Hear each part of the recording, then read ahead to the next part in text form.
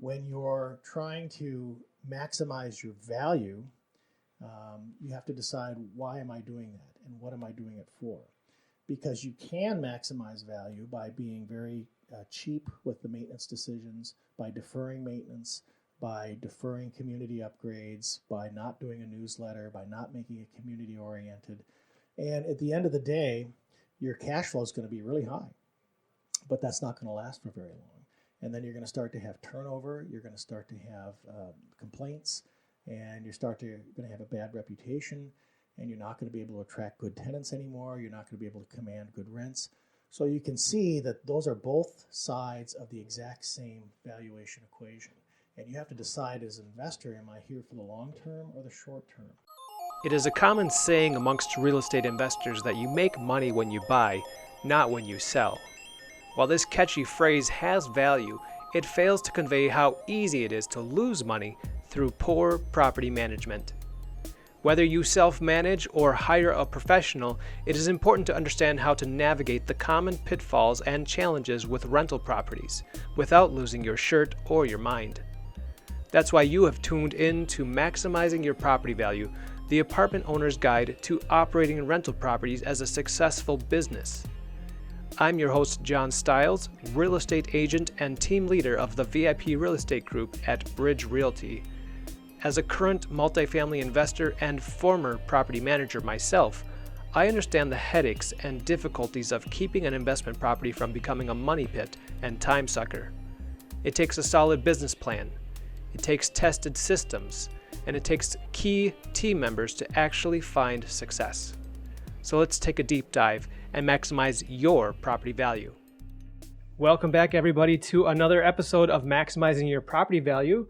I'm so glad you joined us today, and I'm also excited to introduce you to my guest today, who is Tom Sedlack.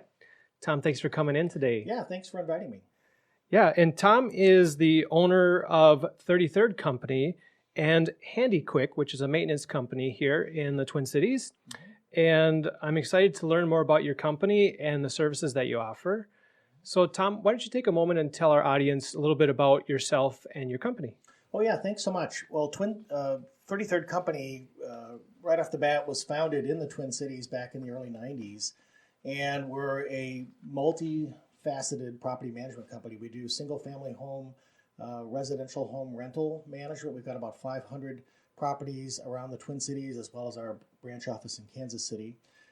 We do homeowner association management, and we also do commercial property management, and we've got several thousand association and commercial properties that we manage in the Twin Cities. Okay. Well, that's really interesting as far as having two different locations. And what would you say is kind of your balance of portfolio? Do you have X amount of properties here in the Twin Cities and X amount in your other location? Or? Well, we started actually our Kansas City branch sort of as a fun adjunct to what we were already doing in the Twin Cities. We had friends down there. We traveled down to Kansas City quite a lot, and it just seemed natural that, hey, we're here, we might as well open up a branch office. So the entirety of our business plan down there was to simply put up a web page and optimize it and wait for the phone to finally ring. After about 18 months of good SEO with our website, the phone actually started to ring consistently. And so we opened up operations, and we do rental management down there presently. So, okay. Yeah. Wonderful. And you've mentioned kind of a wide range of types of properties you service, between single family and up to commercial and HOAs. Yep. Is there an ideal clientele or property size that you like to work with? Well, as far as the rental side, I think we found we represent a lot of investors, and we also own properties as well. But on the single-family home side, those are turning out to be quite outstanding investments. And there's a little bit of a difference between multifamily and single-family. And I think the difference is there's a little bit more stability in pricing with single-family homes. You're also able to sell at comp rates or at comp prices versus a cap rate that you typically use for a multifamily investment property. And I also think that the potential or the ability for developers to overbuild or provide too much supply to the single-family home market is very limited. So you're not going to have a lot of builders rushing in to build inventory, unlike multifamily. In fact, one of the analogies that I use on the multifamily side is if you've got developer A, B, C, and D, and they're all doing an analysis of the market, and they're looking at the cap rates, they're looking at the absorption and vacancy factors and all of that, and they all come to the conclusion that the Twin Cities needs another 100,000 units. Well, guess what? All four of those developers are going to be building 100,000 units. So it's not going to take more than a few years before now you have oversupply on the multifamily side, and that's where you start to see the 9-month rent-free, no screening, pets welcome, all the incentives come out of the woodwork to try and bring in tenants. And I think that's one of the issues if you're a multifamily investor, is to be careful where you are entering that market if you're not already experienced, because it is a pendulum that goes back and forth depending on where the market is and if it's either in an overbuilt or underbuilt situation. On the single-family home side, the nice thing there is you can buy onesie, twosies. The management is definitely harder. I think we found that one of the most difficult properties to manage, period, is the single-family home. Because, and for example, we have 500 of them scattered around the Twin Cities area. They all have different exteriors, different interiors, different lots, different characteristics. Some have attached garage, some are detached garages. Paint codes are different, the carpet's different, all the appliances are different. You end up rolling up your sleeves and doing a onesie-twosie type of management style in order to manage those properly. And then you still have all the same basic fundamentals of tenant management, which is tenant screening and qualifying and applications and all of that, and then managing the tenancy throughout. So it's a lot more detailed for a manager to do. But the end result is it allows the single-family home market to become an investor market as well. Yeah. And one thing you mentioned earlier was that you find that single-family homes are more stable. Do you mean in terms of rental prices, or what do you mean by that? I think they're more stable because you don't see the huge price swings as you do in the multifamily because of the developer inputs into the system. And I think it's better also because it's a more flexible investment. It's potentially easier to sell a single-family home or to do a 1031 exchange and slide into different investment properties because you can sell at a comp rate, because the market will always buy it back as an owner-occupied home versus, is it vacant? What's the rental history? Whatever, all those questions that typically an investor goes through, you can avoid all of that and simply put it up as a market rate sale. Okay. Mm-hmm. Yeah, well, there's definitely, pros and cons to each aspect of investing mm-hmm. there. So just a little bit more about your company. What would you say is kind of the thing that sets you apart from the other management companies that are out there that we can choose from? Mm-hmm. Yeah, I think the process orientation of our company really is what sets us apart. I'm a former Navy pilot. I used to fly back in the 80s off of an aircraft carrier, and I tell you, you don't even get close to an airplane without a checklist. And I learned that then, and I still embrace that today. Everything we do is checklist based, and especially with a single-family home management, it's so important to just follow through and do every single item and make sure that you get it all completed so that you don't have things falling through the cracks. Just something simple as, oops, we forgot to put a lockbox on the door with the keys in it can really throw a wrench into not just the property manager's schedule, but everybody else that's involved with that property. From vendors to realtors that are doing walkthroughs and doing CMAs or whatever, and it just makes such a difference when you have a checklist-based approach to property management. Yeah. So would you say that your checklists have made you really succeed with all these single-family properties? Because you mentioned earlier that they're a little bit more difficult because they're mm-hmm. all the differences. Yeah. So is the checklist what kind of helps to systematize that? Yes, it helps systematize it. It helps to flush out issues. And there are some items that aren't going to apply to some houses, absolutely. But the fact that you have a comprehensive checklist and that you follow it means that you're going to take care of business 100% of the time without any issues. And by the time the tenant gets the keys, then they realize, wow, there's even a bag of cookies sitting on the counter as a welcome gift when they first check in and walk through their home. I think recognizing that rentals is a choice activity. People rent not because they have to, but because they want to, because it gives them a flexible lifestyle. It gives them the ability to mix and match and grow their family maybe in different homes and not be locked into one that may become obsolete for them, as their family grows or their needs change. And rentals allows them to do that. Job movement, relocations, job changes. There's so much going on in people's lives that sometimes locking into a purchase isn't always the right choice.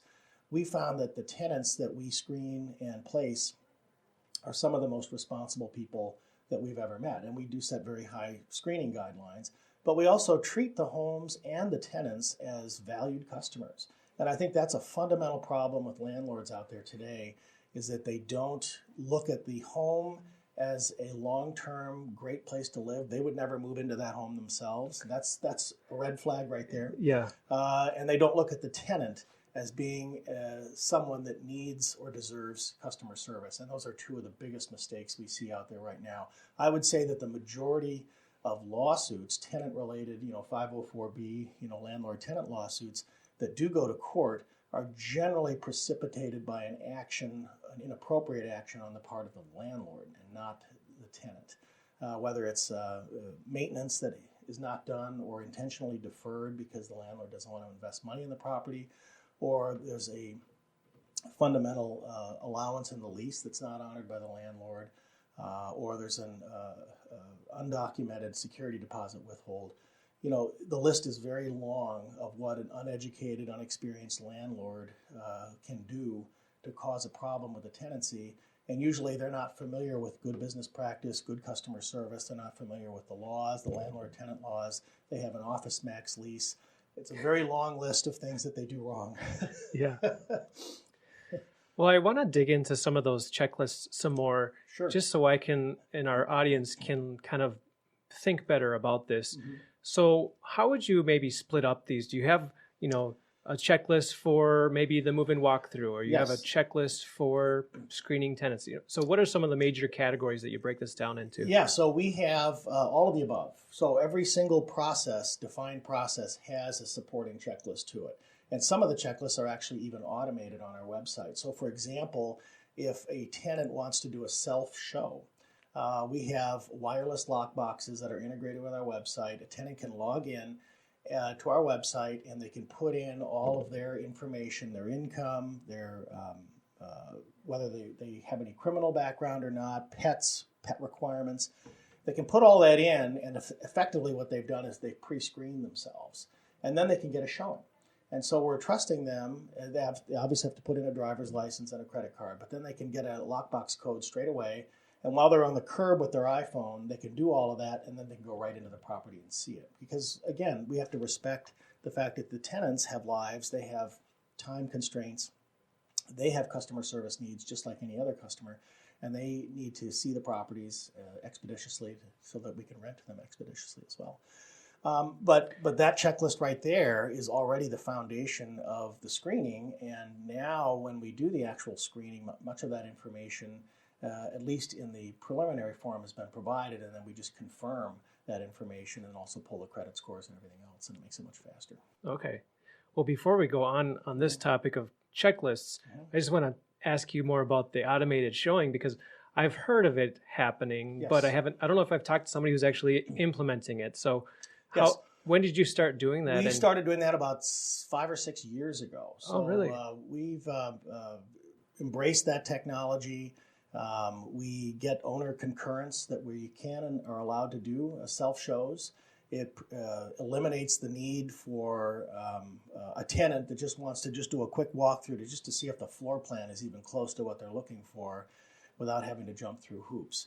And in fact, the showing is a requirement. We won't rent to a tenant until they or a designated representative has actually seen and walked the property, just to make sure that it is something that they want and it is a fit for them. And then the automated lockbox, it's a wireless box and it connects, like I said, to our website, and it's a very smooth process, very smooth system. Mm-hmm. Yeah.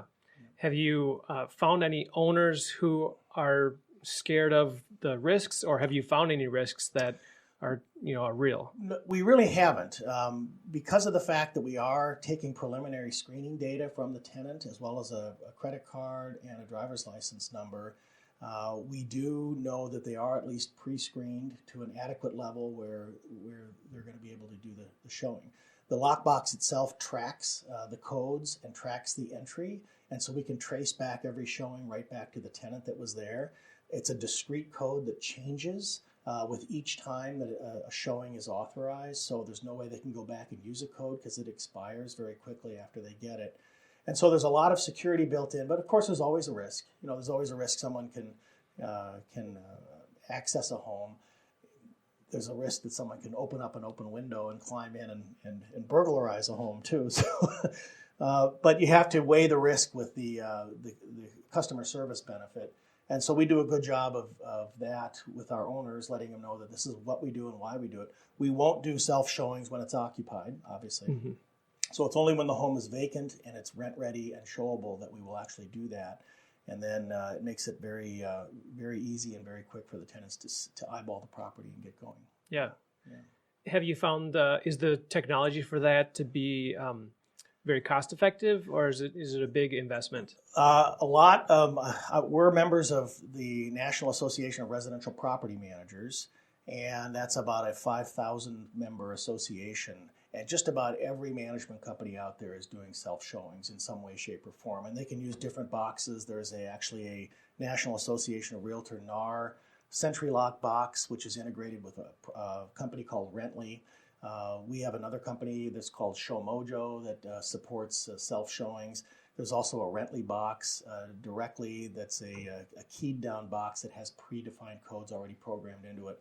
So it's a very common thing in property management. It's not so common with realtors because the realtors want to make sure that the agent representative is also there with the prospective buyers to show the property. And so there are two agents involved, typically in a buy-sell transaction. On the rental side, because of the margins and the costs of the fees that you get, there's just simply not enough money to support a multifaceted approach. And so the tenants typically are representing themselves, and they come in and they're just doing their own showings and looking for what fits them. Yeah. Well, I can definitely see how, eliminating the leasing agent can be very cost effective to the management company. And I don't know if that gets passed on to the owner but either way, it does in lower fees. Okay. Yeah. So, well, very good. Well, let's go back to the task list or checklist discussion. And what is maybe another process that you have detailed out? Well, like the move-out inspection, we have a very detailed inspection sheet that we go through, and we also use an application that has it embedded, and so we can take pictures, write up discrepancies, and do it all in one very quick walkthrough. And we don't do any decision-making at the property. We simply take pictures and document the condition of the property. And then when it goes back, we use that same move-in checklist that was documented in a similar manner and just compare them. And we look for differences. And what we're looking for is something above and beyond ordinary wear and tear. So we obviously allow, the use of a home, the normal, considerate, wear and tear of a home. But, if there's a hole in a wall, if there's, something that's torn off or a smoke detector's been removed, we would annotate those issues, and then, if applicable, we would charge back to the security deposit. And then we would charge it back with quotes from vendors, and it's all well documented. And then we would even invite the tenant to come in and review it if they dispute it. So if they dispute the security deposit, we'll sit down and say, here's all the charges, here's all the quotes, here's all the pictures, and all the documentation is right there. And then it makes it so much easier to go through it and then have a discussion on something. I've heard that the withholding of security deposits can be one of the highest disputed Yes. things with tenants and residents when they move out. So what you're describing about the documentation, obviously that's going to really help out the landlord and owner's case. Right. Because if you have a reputable management company, tenants are going to know that. And they're going to know that renting from a management company is way better than trusting a private individual that's trying to manage their single home and doesn't know anything about the laws or appropriate withholds for security deposits. It's much safer to rent from an established management company that has a good reputation. And I think that makes a big difference. And so we don't want to break that trust with the tenants. And in fact, we have a better flow of good tenants coming our way because of that. If you're a responsible individual looking to rent for you and for yourself or for others that are with you, you want to make sure that the maintenance is going to be taken care of. You want to make sure that your security deposit is going to be properly put into a trust account. You want to make sure that the documentation is always going to be, that the lease is there, and you want to make sure that you're renting from someone that's not going to try and pull the rug out from you at the end of the tenancy. And it doesn't happen that often, but I think it does happen very much so with independent landlords, or more so, I should say. And you just have to be careful because you don't know who you're really doing business with. Yeah. I mean, a large property management company has a lot more of a reputation on the line to keep. So exactly. Yeah. One of the things I want to talk about is problems that you've been able to solve. I think the role of a property manager is often the problem solver. So what's a recent problem that you were able to solve, and what did you take away from the situation? How did you learn from it? Oh, well, you're right. Problems come across your desk every day. A lot of times the problems boil down to communication and documentation. Maybe a tenant hasn't read a lease, and I think that is probably one of the biggest problems, is they don't really read what they're signing up for. And our lease is actually one of the best leases in the country. It's the Minnesota Multi-Housing Standard Form Lease, which is extremely good, and it's a very well articulated, plain language, act-approved lease. And then we have addendums that are attached to that. But even with that lease, still, if you don't read it, you don't understand it. Yeah. And so a lot of it is just communicating the policies, especially sometimes when we have first-time renters out there that really don't know what's going on. And then we explain it, and our property managers are very good about that, about communicating, here's why, and here's what this charge is for, or here's what this rule is for, here's why you can't park, a commercial vehicle, in front of your home. And so we're very sensitive about making sure that they follow the rules, but we're also understanding that they may not have read their leases and they may not understand the rules. And so we get it. And usually it's just a quick call or a quick email, and that usually suffices. Yeah. Have you found a way to improve the understanding of a tenant up front? We have an addendum to our lease called the building rules. And the building rules are the top items that the tenant really kind of needs to know, like from day one. We know that they're probably not going to read the rest of their lease very completely. So we've extracted out all those salient high points. For example, no smoking. That's a big one. No parking of commercial vehicles in front of the home. Those are the items that we put in that building rules, and then we go through that with them separately from the lease so that they at least know the big ticket items of how to comply, and then the rest of it they just have to read. Yeah. Okay. Very good. There's one thing I like to cover in this show just to kind of make the mood a little bit lighter, and that is, as a property manager, you often run into some interesting, crazy situations. What's something that you've experienced as a property manager that you never would have thought you would have experienced, or you wouldn't otherwise, as being in a different career? Oh, well, every day is completely different. There are a lot of surprises out there that, from illegal pets to people that go to websites. I think the biggest thing that's happening now is that people are going to serviceanimal.com or whatever, and they're printing out service animal certificates, and they're not even legal, and there's no medical authorization for them to do that. And so they just need to know that they have to do it legitimately, I think is the right thing. There's a lot of websites out there that will provide, this is your service animal. If it's a service animal, great, and it's treated like any other guest or resident of the property. No security deposit, no pet deposit. In addition to that, it's just an additional listed occupant of the home. And a lot of independent landlords don't realize that, and they try and charge pet deposits for service animals. Mm-hmm. But the problem, though, is that there are a lot of websites that will print these phony certificates. And so as a property manager, you just have to know what's right and what's not and make the right decisions. Yeah. Mm-hmm. Is there a way that a landlord can tell the difference between what's a real letter from the doctor versus one of these ones printed from the website? Yes, and so we document that in our office, and there's also some good screening sites out there.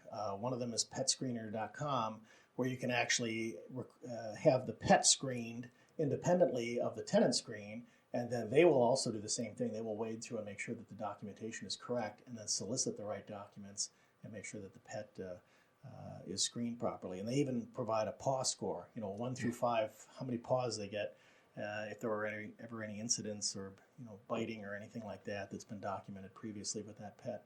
So the technology is helping in all fronts, and just doing the right thing is the biggest goal of property managers. Should be to make sure that they follow the law, follow the statutes, have good documentation, keep good records, and then treat the tenants as the customers that they really are. Yeah, very good. Yeah. Through these different experiences that you've come across, has there been any recent additions to your lease that you've had to add in because of a new experience? We do add things. We haven't changed our lease much over the last few years. I do remember we had a pet agreement, and we used to have the tenants sign the pet agreement at move-in, and we would have a representative there at move-in. And we had one tenant that filled out an extra pet that wasn't disclosed, and it wasn't caught by the property manager. They knew that there was a pet, but they didn't know that there were two. Okay. And so, unfortunately, the HOA had a rule that only allowed one pet, and so there was a monthly fine for having an additional pet. Well, we ended up paying the fine ourselves because it was our mistake that we didn't catch. But then at the end of the lease, we told the tenant, you either have to reduce the number of pets to one, or you can move on and find another place to live, but we're not going to be able to rent to two because we're not going to be able to pay the fine. Mm-hmm. So we honored our lease, we honored the agreement, but we did make it known to the tenant that this wasn't disclosed in the application, and it was a mistake, and it shouldn't have happened. Yeah. Okay. Yep. Just another thing to watch out for. Another thing to watch out for, right? So, well, listen, one thing that you mentioned earlier on, actually a few times you've mentioned it, is just the customer relationship mm-hmm. and customer service. Mm-hmm. So how do you make sure that gets attended to, while balancing which is sometimes an adversarial relationship with our tenants? With the tenants. Well, we walk sort of a fine line between the owners that we do agency management for and their properties, and the tenants that are our customers. They're not our clients. The tenants are the customers. And that fine line is the balance between good customer service and making sure that the tenant is responsible, for their side of the deal, their side of the contract. And we do hold them responsible, but we also find times where there is a customer service or a gray area where we don't know how that damage got caused. We don't know that it was, for example, there previously. Documentation says it probably wasn't. The tenant obviously would not have caused damage like that intentionally. And otherwise, it's a $300,000 home with great tenants, and so sometimes you have to use your judgment as a property manager.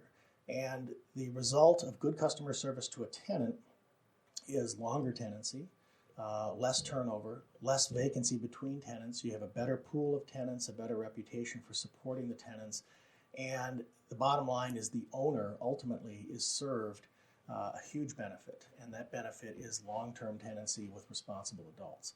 And I think most of our owners, in fact, I would say almost all of our owners, get it. The ones that don't usually will let them go, and they can go find another management company. But that's so important because that is going to impact your cash flow way more than trying to nickel and dime a tenant or trying to withhold a security deposit, for example, that's excessive or overreaching. That kind of service comes back to bite you, and so you don't want to do it. And I think the bottom line is that the cash flow, even with our fees, are going to be way better. An owner, instead of representing themselves as a DIY landlord, can hire a management company, and the goal would be to hire the best management company, because with that longer term tenancy, our average tenancy is a little over 3 years, about 3.4 years. And if you go to a discount management company, they may save you 10 or 20 bucks a month in management fees, but the bottom line is their average tenancy is going to be about 1.2 years. And you do the math, and if you're constantly paying leasing fees and turnover fees and then have a month of vacancy between tenants, your cash flow is going to be in the dumpster, absolutely. And so you have to recognize that having a better management company is going to make all the difference, and your long-term cash flow is going to be significantly better. Yeah, that's a great point. Taking this conversation and applying it to larger multifamily properties, have you seen any great ways to create community in the building so that tenants really enjoy living in that neighborhood and inside the building and invite their friends to come and join us at this building because it's a great place to live? I think the biggest thing is being responsible, being there and having good communication and following through on what matters to that community within that building. I think having standardized policies and making sure that you're treating everyone the same is extremely important. I think having a regular communication of things that are going on or what's happening in the area is important. We do newsletters to that extent so people feel like they're a part of the local community. Doing the maintenance and doing it quickly and responsibly and getting it done is probably the best thing you can do to make people feel like they're loved. They're living in a building and the hallway just got recarpeted. Wow, this is exciting. And they see that and they see hope for their community. They don't just see their rents going out for nothing coming back. And I think that's the biggest thing you can do in a multifamily arrangement, is to continue that drumbeat of improvements, of maintenance, of upgrades, of newsletters, and to build an atmosphere of a welcoming atmosphere for the people that live there. Mm-hmm. I've been thinking about doing a newsletter to my rentals, and curious, do you do it electronically or do you actually mail a newsletter? You can just write it up either just a simple Word document, convert it to a PDF and scoot it out by email. Absolutely. We've got some pretty good management software where we can actually post those to a portal. And so our tenants and our owners have a portal they can log in, and they can see all their monthly statements, and they can even create custom statements. But then they'll see their newsletter, they'll see maintenance invoices and receipts, and they'll see everything that documents everything. And sometimes we'll even upload pictures of their home too. If we've got owners that live all over the world, and they appreciate that too. So I think the portal is one of the best ways to communicate. Yeah, okay, that makes sense. Yeah.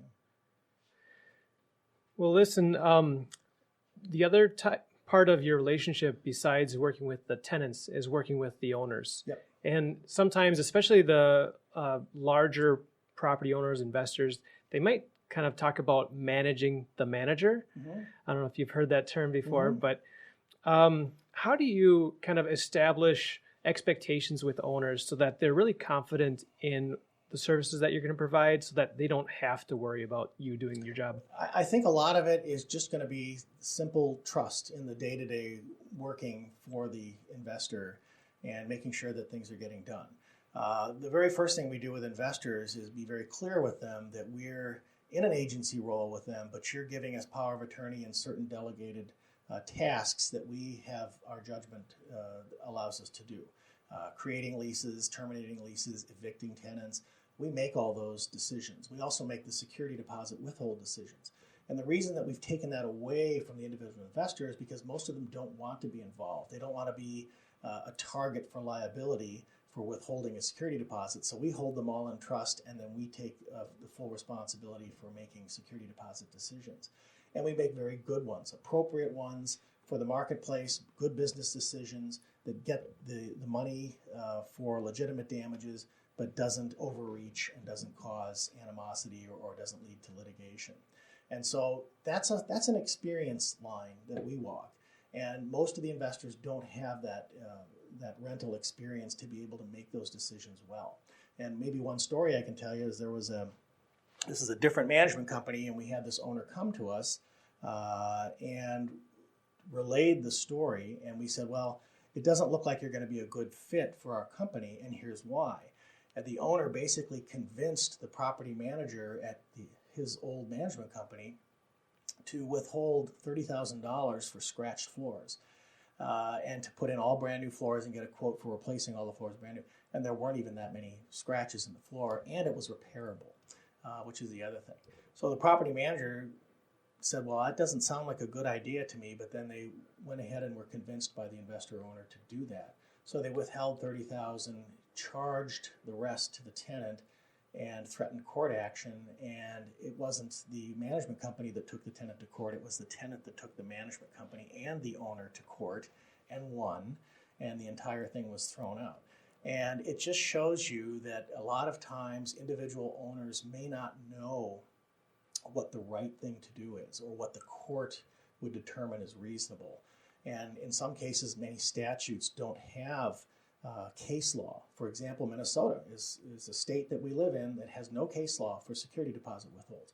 Ordinary and reasonable use is not defined by case law. So no security deposit has made it all the way up to the appellate level court and been and had a case law written against it, indicating what the damages are, ordinary wear and tear. No one's defined ordinary wear and tear by case law, and it's not defined in the statutes. So again, you bring your experience. You management companies that are experienced have gone to court. They know where some of the lines are drawn and what some of the county judges would consider ordinary, and they don't overstep that. Yeah. Okay. Well, yeah, definitely relying on your experience, which again is going to be far broader than a single owner would have. Yep. Again, talking about the management responsibilities, how often would you suggest that either somebody from your management company or even the owner themselves visit the rental property? Well, and that's a great question, and there's a lot of debate on that. It depends on the segment that you're in. Multifamily, it's certainly easier because you may even have an on-site manager or on-site maintenance coordinator that sees the property when they're doing maintenance. When you have a single-family home situation, though, they're scattered to the wind. It's a shotgun blast across the metro area.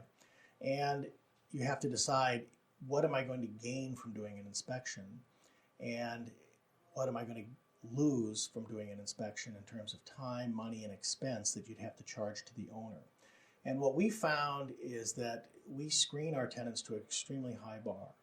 And the incidence of interior damage is extremely low. In fact, our delinquency rate for 500 properties, we have about 3 or 4 evictions a year on 500 properties.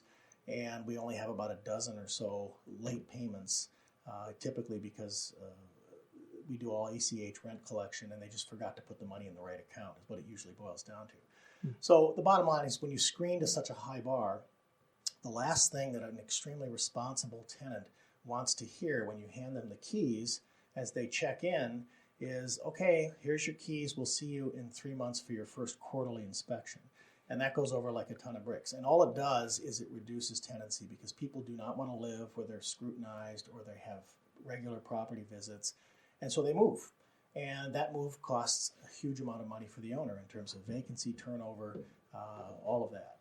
And so we found that unless there's cause, there's not really a need to do an interior inspection. We do erratic, unscheduled drive-bys and do exteriors. So we know if there's any exterior damage or violations of the lease. We also will solicit association or neighborhood complaints, any police calls, any late payments, anything that gives us pause to think, I wonder what's going on there, because they're not following the rules. Then yes, we will schedule an interior inspection. Any of those items also would subject the tenant to a rescreening in order to renew their lease as well.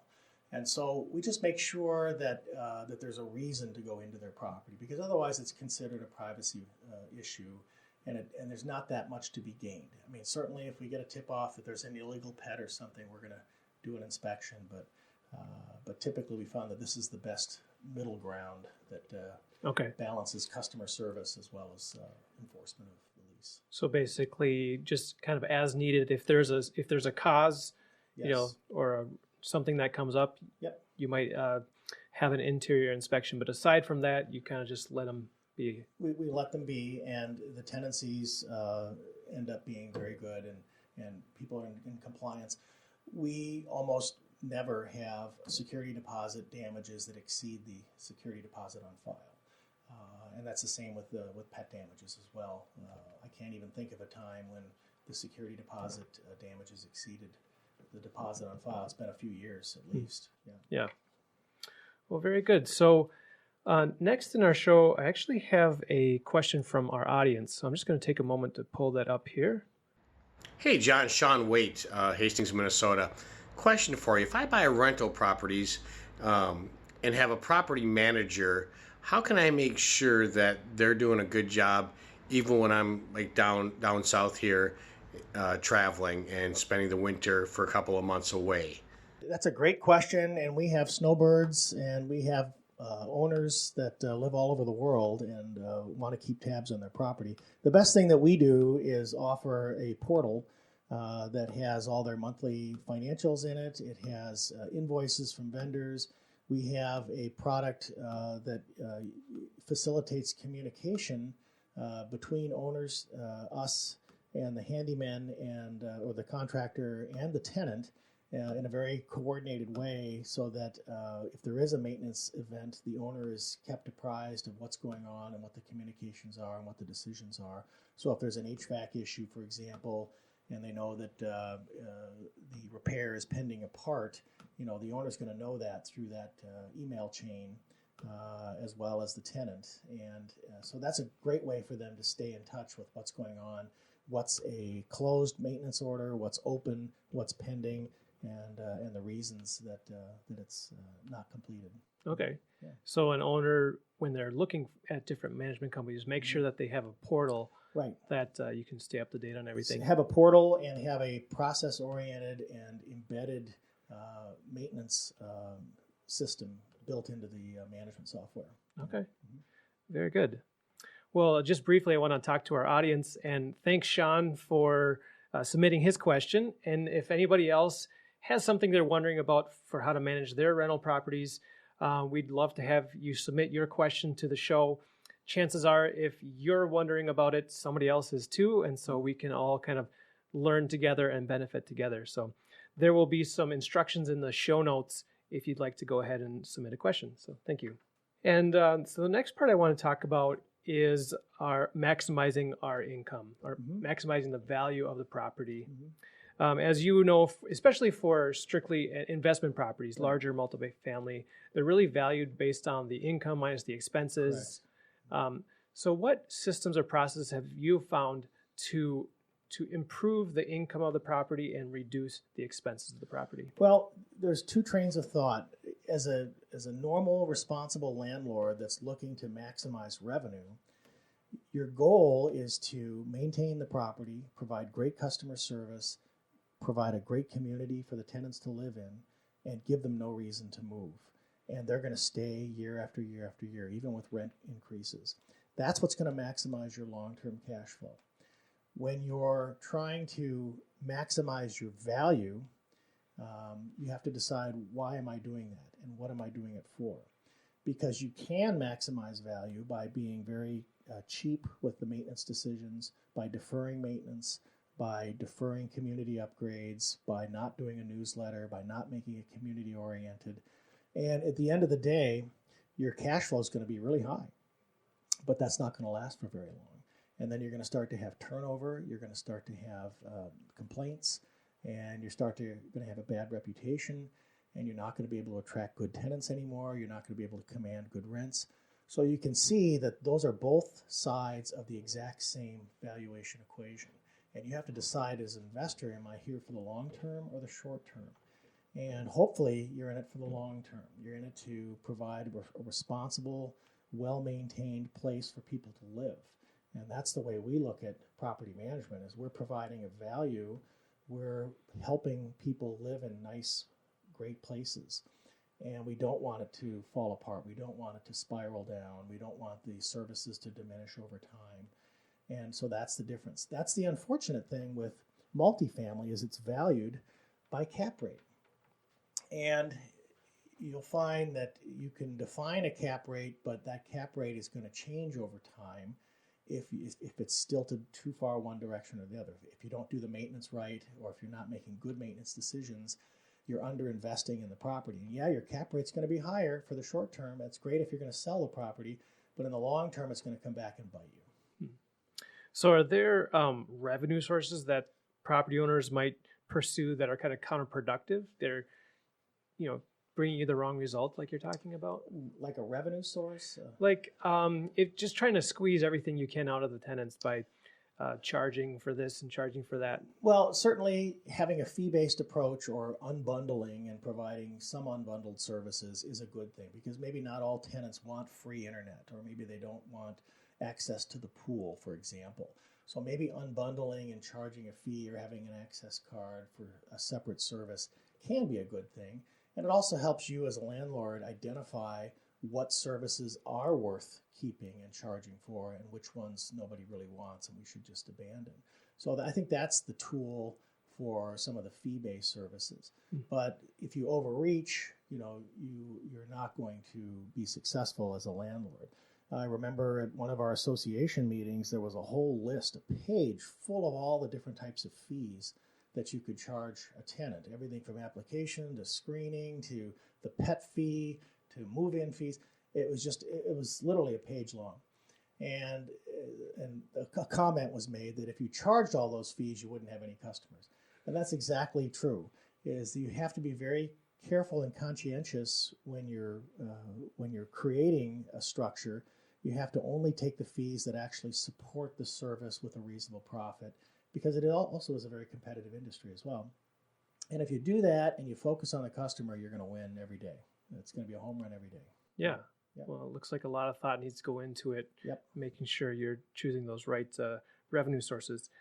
Have you found any repair or materials that you can use that would increase the longevity of a property, so that you're not having to replace something every year or every few years? And that's another great question. It's the focus of the landlord or the property manager is when you do an upgrade, are you just putting in the lowest cost countertop, for example? Are you putting in the beige white Formica countertop that no one really likes, and it's industrial grade? And that's, it's a decision that some investors look at. It's like, oh, it's a no-brainer. Just pick the lowest cost and put it in. But if you put a little thought behind it and think, well, this is the kitchen. This is where people spend, most of their day. Do you think that having at least one or two upgrades from that basic entry-level countertop would matter? Do you think it would affect tenancy, the length of tenancy, or customer satisfaction, or the ability to get a higher rent? And I think that there's not enough of those decisions being made by investors. They tend to look at the bottom of a spreadsheet for their answers. They don't look at their customers' eyes and the people that are actually moving into their properties for the right answer. And I think that's important, is investors need to take their eyes off of the spreadsheet sometimes and look. Same thing with single families. Some of the worst single family home investments have been brought in by investors. We have these single family homes that have the complete dysfunctionality. It's a detached garage in Minnesota. That's the first problem. Not a showstopper, but it's an annoyance. And then the second floor has the master bedroom, and in the basement is the third bedroom. Ostensibly, it could be for a child or baby, or it could be for another guest or whatever. The bottom line, though, and then when you come in from the garage, you have to go across the living room to get to the kitchen in order to put your groceries in. So if you add up a list of those kinds of dysfunctionalities, you end up reducing the appeal to a broader and broader number of potential tenants, and you're shooting yourself in the foot. And so when you're doing upgrades or when you're buying and acquiring properties in the first place, the first question that I think of when I see a property that I want to buy is, would I live there? Yep. You know, and that might even be important from a tax basis too, because you can you have what's called a recapture tax when you sell properties, all the accumulated depreciation. In one way, per Pub 527 and Pub 523 from the IRS, if you move back into a property, reestablish it as a primary residence, you can sell it and you can get that principal residency exclusion from Pub 523, $500,000 if you're married, $250,000 if you're single, with obvious provisions against that as well. But the bottom line is you might move into your property at some point, or your children might move into it, or friends. And so you have to understand that you want to buy a property that is functionally has the broadest appeal possible, and then you're going to have the best chance of having a minimum vacancy and the maximum cash flow. Yep. Yeah, that's really great. I mean, like you mentioned, investors often look at the bottom line because they need to make the numbers work, and if they have investors coming in, they have to be happy with their returns. But making sure that the property upon purchase is good quality, and then also the upgrades that you make. I think that's a really important things to consider. One thing that I like to talk about is the life cycle of an investment property.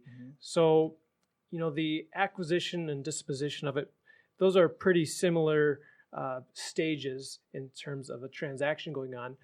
What is the property manager's role in either of those phases? Well, I think the property manager needs to have clear communication with the investor that the property components aren't going to last forever. I mean, carpeting wears out, appliances wear out, even paint. We use a 10-year life cycle for paint. That wears out. Everything is going to need maintenance, and owners need to know, and they need to budget for it. And I think that's one of the biggest things we tell our owners and investors is you need about 6 months worth of reserve to have against a rental property so that you can properly maintain it and do the upgrades. Now, it's not to say that you're going to be constantly upgrading your property along the way, but certainly at strategic points, namely at tenant turnovers, is a perfect time to go in and say, let's repaint it, let's put in new carpet, let's get these appliances pulled and put decent ones in. That's a good time to do it, even though that we still do those sorts of things even while there is a tenant in place. And tenants usually don't mind. They're like, oh, you want to replace my carpet? Let me help you. And it's a pretty easy sell to do upgrades while the tenant's there. And then when their lease renews, you can just say, well, this is part of our upgrade, and the rent's going to go up $50, and they're going to be like, that's fine, that's fair, and we just appreciate you doing the upgrades. So they understand and they get it that it costs money to keep a property up to date. And as a landlord, you don't want to be afraid of upgrading your property or putting money into your property. It's going to help you in a multiple number of ways, including longer tenancy, keeping that tenant longer, keeping them happy, a better property. A tenant's going to take better care of a better property. And if they see that the landlord cares about it, they're going to care about it too. And so it's really important to do it right. I think that's the thing. You can't cut corners in property management. You got to do it right. You got to identify those things, help the owners understand that, there are going to be times where, there's going to be some money that goes in. Yeah. And you just have to do it. You mentioned a budget. Do you typically help out owners create their budget for their property, or do they instruct you for that? Typically, they do. We recommend that owners get a full property inspection at least every 5 years. And so that's what we recommend that they do. And if they did that, typically they're going to know, based on that inspection, what components are starting to wear and which ones are going to be due for replacement. And then we'll help them make those decisions, and we'll help guide them as to when the best time is to make those decisions. And we can help because we have a very extensive vendor network through our HandyQuick maintenance company, and we can get decent prices and get the vendor's attention and get the things done very timely in the middle of a very short turnover. So their impact on their cash flow is extremely minimal, and owners are typically thrilled, especially when they see the pictures. It's like, wow, this is great, and I'm getting more rent for it. and it's maintained, and I know it's going to be a long-term investment. My goal with real estate, maybe it's different than most, but as an investor, my goal is to buy properties and never sell them. If you own rental properties, there's no reason to sell because they cash flow. And if you've got something that's cash flowing, buy more. There's not really a reason, unless you have a need for cash, to sell a property, or unless you're doing a 1031 and converting to other properties. But typically it's an investment that you put in your back pocket. You hand the keys to the property manager, and then you forget about it. And you work your day not worrying about your current property, but worrying about where you're going to buy the next property from and how you're going to acquire it. Yeah.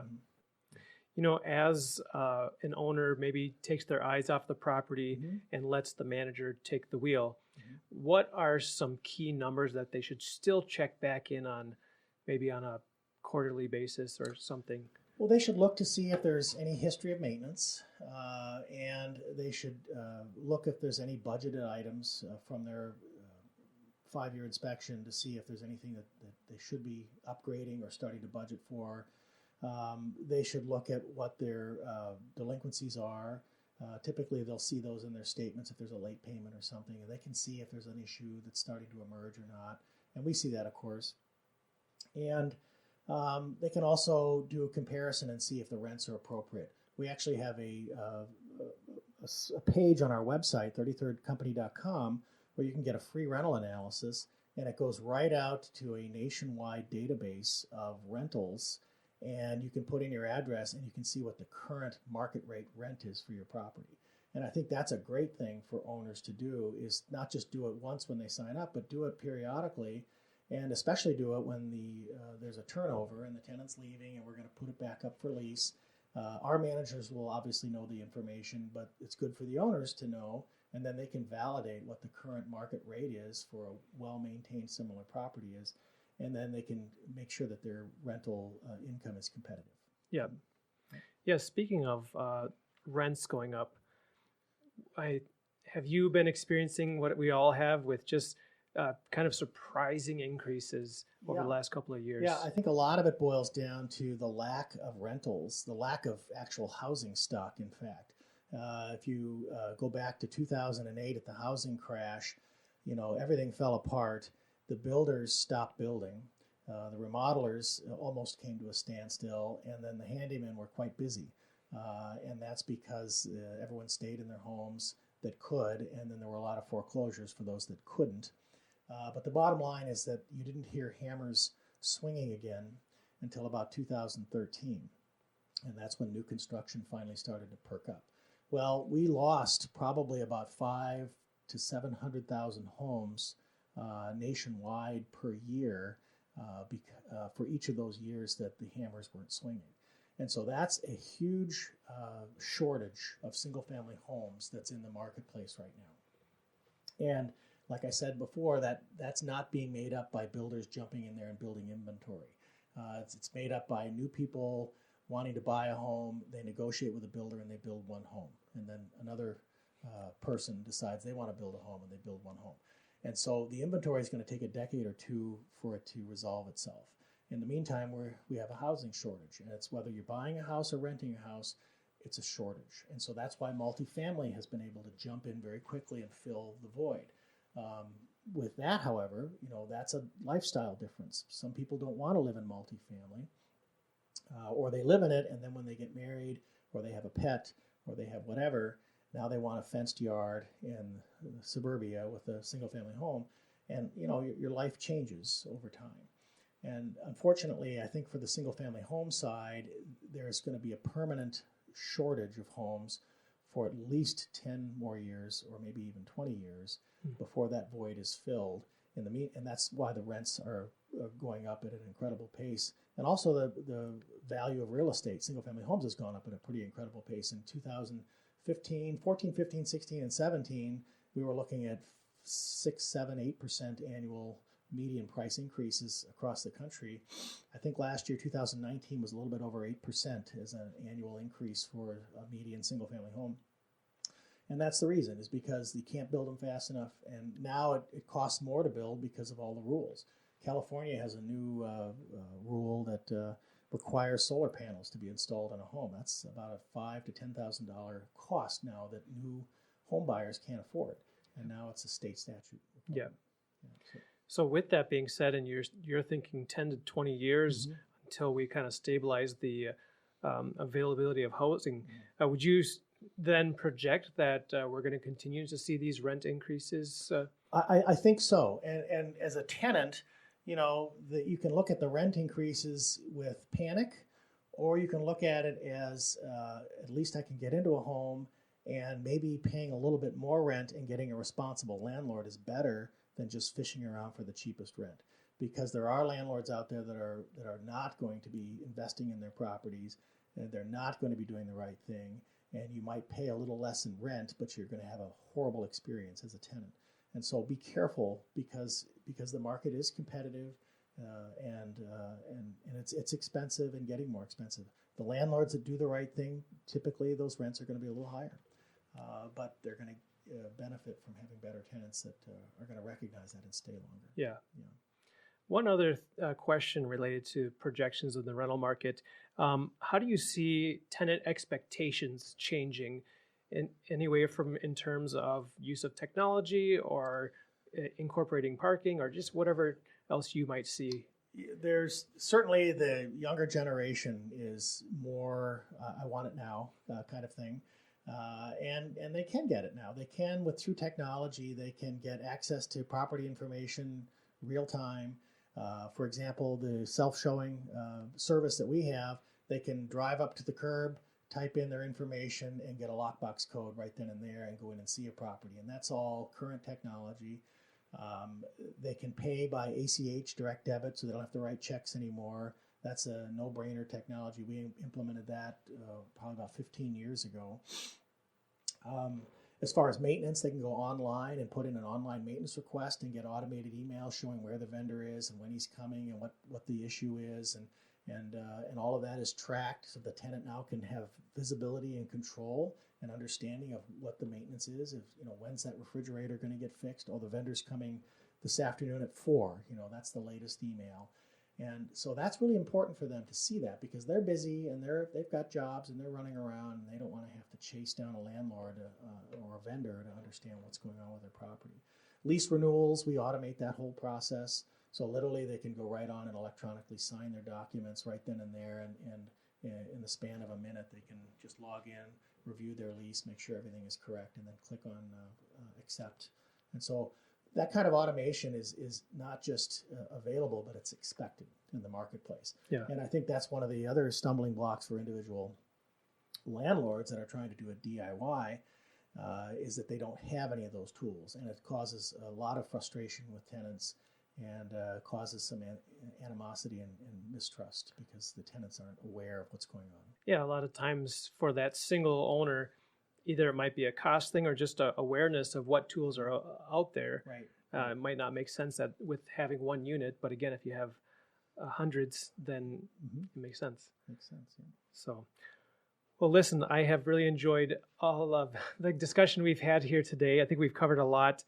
Before I let you go, I want to just ask a couple of quick questions that would allow the audience to get to know you better. Okay. So the first question I have here is, why do you get up in the morning? I like people. I think, and I tell the staff all the time, that the P and the M in property management really stands for people management. And property management is all about people. It's about helping people get what they want. It's about answering questions. It's about giving them direction, giving them goals and opportunities. And that's what I do every day. And I think that's really what puts a smile on my face is at the end of the day, I know I've helped people get their housing, get approved, go through a process that can be sometimes lengthy, but do it efficiently and get them moving. Okay, wonderful. And then the second question is, what is an event or a person in your past that was monumental in your journey to creating who you are today? Just in general, or? Yeah. Oh, I think I'd have to go way back to my 9th grade math teacher. I was taking a math algebra class, and this is right at the beginning of the first of my 9th grade year. And he noticed that I was doing very well, and I was studying and working really hard. And he said, I teach geometry third period, and how would you like to take that class too? And then you'd be in the accelerated math program. And I was like, oh my God, it just totally took me back. And I said, sure, I'd love to do that. And I not only did that, but then I also got into the chemistry program by taking the biology course in the summer school. And then I was in accelerated science as well. And it just took someone that looked at me and trusted me and said, hey, you're doing good, here's an opportunity. And I really was surprised and just thrilled. And so I've been trying to do that my life, and I've been an instructor, Navy pilot and Navy flight instructor. I'm an instructor for the National Association of Residential Property Managers. And I love giving back in that very same way, as helping people, giving them the tools, the understanding, the knowledge they need to be successful. And that is the most rewarding thing that I can imagine. Yeah. Well, I appreciate that. I know just when I think about interacting with other people, it's the people that have taken notice in me that I feel have really made an impact on me, just like you gave that example. Yeah. So, if you can intentionally do that for other people, I think you can help to make this world a better place. Absolutely. Yeah. So, well, as we wrap things up, what would be the best way for people to get in touch with you if they'd like to learn more about you? So we're located in Woodbury. We serve the full Twin Cities metro area, first and second tier suburbs, 7 counties. We also serve Rochester. Our website is 33rdcompany.com. Our Kansas City website is 33rdcompanykansascity.com. And our phone number, if you wanted to call, is 651-777-5500. And we'd be happy to help you no matter what type of management activity you're looking for. Okay, wonderful. By the way, where did the name 33rd Company come from? 33rd Company, I was a Naval Academy midshipman in the early 80s. And the brigade of midshipmen had 36 companies in the brigade, and I was in the 33rd Company. Okay. So when I started the company in 1993, I looked back and thought, well, what companies have I been in before? And that came up. And it's kind of a quirky name, but it's got a military heritage to it, and it's been a great name for our company. And well, that's neat and helpful to understand. By the way, thank you for your service to our country. Thank you so much. So, and as a way of showing my appreciation for you coming in today, I have a small token, which is our official Maximizing Your Property Value mug. Perfect. And I hope you will enjoy that as well. Are you more likely to drink coffee, tea, hot chocolate, or any of the above? Okay. I do drink a lot of coffee, more than I should, but this will help. Wonderful. Well, again, I appreciate you coming in, and I appreciate to our audience for tuning into the show. If you got anything out of this, be sure to share it out, and we'd really love to get your comment and even your review on the Apple Podcasts, and appreciate you listening, and we'll catch you next time. The opinions shared on this show are for informational purposes only and should not be taken as a solicitation for representation or investment in any specific offering. Please consult with your financial, legal, tax, and real estate advisor before making any investment decisions. John Stiles is a licensed Minnesota real estate agent with Bridge Realty. Thanks for tuning in to Maximizing Your Property Value, the apartment owner's guide to operating rental properties as a successful business. If you're considering scaling up, downsizing, or right-sizing your real estate investment portfolio, it's important to know how to determine your property's value in today's market. That's why I've put together a free ebook for you called How to Calculate Your Investment Property's Value. To get your copy, go to www.realestatestyles.com/value. Now, if you found any value in today's show, be sure to subscribe to our email newsletter, YouTube channel, and podcast through your favorite podcast player. All the links are in the show notes. And would you do me a big favor? Help me get the word out about this show by sharing with your friends on Facebook and LinkedIn. And lastly, we appreciate your 5-star rating on iTunes. I really appreciate you and wish you the best in your real estate investing career. Signing off, I'm John Stiles with Bridge Realty. Make it a great day.